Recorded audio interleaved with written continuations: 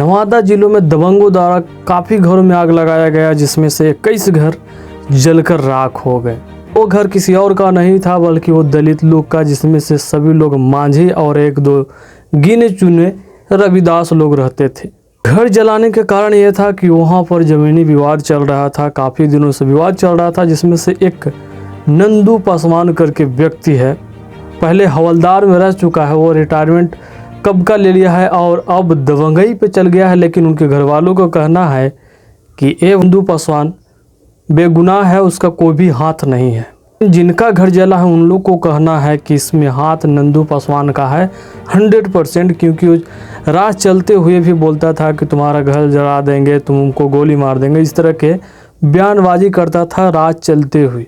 नंदू पासवान के साथ साथ 28 लोगों का नाम भी आया है, लेकिन उससे पहले हम लोग कुछ नेताओं का बयान सुनेंगे, क्योंकि गरीब के मसीहा यानी कि दलित नेताओं से ही उम्मीद लगा के रख सकता है कि आगे मेरा घर बनेगा कि नहीं, मुझे खाने को मिलेगा कि नहीं। इंसान 3 ही चीज़ पे जीवित रहता है, रोटी, कपड़ा और मकान। मांझी टोला पूरा जलकर राख हो गया, जो कि खाने के लिए रोटी नहीं, रहने के लिए मकान नहीं और पहनने के लिए कपड़ा नहीं है। मांझी लोग मुफस्सिल थाना में 15 जुलाई को भी इन लोगों ने केस किया था, इसलिए कि वहाँ पर अब खेती का समय आ गया है, तो हो सकता है फिर ज़मीनी के लिए विवाद हो। ये चीज़ बहुत दिन पहले से चलते आ रहा था, लेकिन किसी को कुछ भी लेना देना नहीं। प्रशासन भी किसके आगे बिका हुआ है, तो भी नेताओं के आगे बिका हुआ है। पहले हम लोग अपना मांझी जी का बयान सुनते हैं।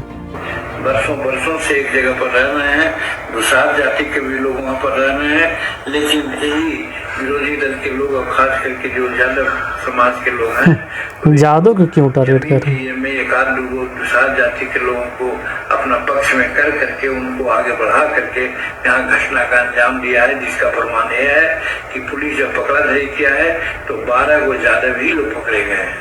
तो इससे साबित यही हो रहा है कि समूचे बिहार में वो लोग अभियान चला रहे हैं कि शेड्यूल कास्ट ही जमीन पर रह रहा है तो न रह रहा है तो सब जमीन को अपना कब्जा में लेकर के उसको अपना मकान बनाते हैं या बेचते हैं। इस पर सरकार को ध्यान देना चाहिए। सर, ये कहा जा रहा है कि अपोजिशन के लोग ये तोहमत लगा रहे हैं कि दलित नेता कुछ बोल नहीं रहे हैं। दलित नेता है कौन? दलित नेता जीतन मांझी क्या नहीं है? दलित तो शुरू से बोल रहा है। विधानसभा में जब विधानसभा के सदस्य थे उस समय भी हमने कहा था कि बिहार में 70% परमाना पर्चा का जमीन है, एक पार्टी विशेष के लोगों के कब्जे में है, कब्जा किया जा रहा है, उस पर सरकार ध्यान। तो देखिए, यही है हमारे गरीबों का मसीहा जीतन मांझी, जो केंद्रीय मंत्री हैं। वो बयानबाजी क्या कर रहे हैं, कुछ यादवों को लेकर कर रहे हैं कि उनका ही कुछ हाथ रहा। खैर, प्रशासन ने एक लिस्ट जारी किया है जिसमें 28 लोगों का नाम आया है, तो हम चाहते हैं कि पहले उसको आप पढ़ कर दिखाते हैं कि किसका किसका नाम है।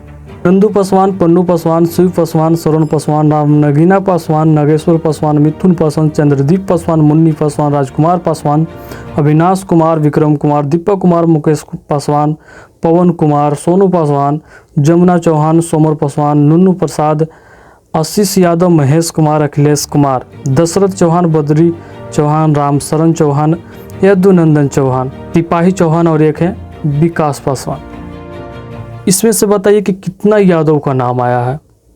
ये मांझी साहब से बहुत लोग उम्मीद लगा के बैठे होते हैं, लेकिन इनका बातों को सुनिएगा तो लगता है कि हवा में बोल रहे हैं। इनको चाहिए था कि मेरे पास इतना पावर है तो वहाँ पे लोगों को खाने का व्यवस्था करे, रहने का व्यवस्था करे। और सबसे मेन मुद्दा ये है कि वहाँ तक अभी इंदिरा आवास क्यों नहीं इन लोग को दिया गया, झोपड़पट्टी में क्यों रह रहे हैं।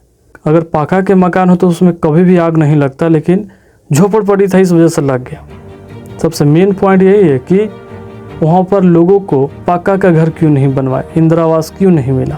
मांझी लोग आखिर इतना पीछे क्यों हैं? कारण है कि उन लोग अभी तक एजुकेशन के लाइन में बहुत कम लोग हैं, एकता उन लोग में नहीं है, आर्थिक स्थिति सही नहीं है, कमा रहा है, खा रहा है, लास्ट में मर जा रहा है। इसके अलावा उन लोग कुछ नहीं कर रहे, जिसकी वजह से अपना समाज, मांझी समाज अभी तक पीछे है। वहाँ पर अगर एकता होता तो इस तरह के घटना कभी नहीं घटता। आखिर ये सब दलितों पर ही क्यों हो रहा? दलित का नेता आखिर कर क्या रहे हैं? दलित में न जाने कितना लोग नेता बन गया, कितना लोग क्या से क्या बन गया है, लेकिन दलित लोगों के बारे में सोच क्यों नहीं रहा। इलेक्शन के टाइम आता है तो सभी लोग को याद पड़ता है कि अपना जात यहाँ है, वहाँ है, पैर तर गिर कर वोट लेता है। लेकिन उसके यहाँ अगर कुछ होता है तो इन लोग देखने तक नहीं जाता है। अभी पार्टी के लोग, बहुत लोग वहाँ पहुँच रहा है, लेकिन सभी को मकसद है कि वोट लेने का, चेहरा चमकाने का। अभी बहुत से पार्टी के लोग, संगठन के लोग वहाँ पे पहुँच रहे हैं, लेकिन कोई भी मदद नहीं कर रहा। जितना लोग अगर पहुँचे हैं 10,000 5,000 करके देते तो इन लोग को बहुत अच्छा बिल्डिंग बन जाता, लेकिन सभी लोग चेहरा चमका के वापस आ रहे हैं।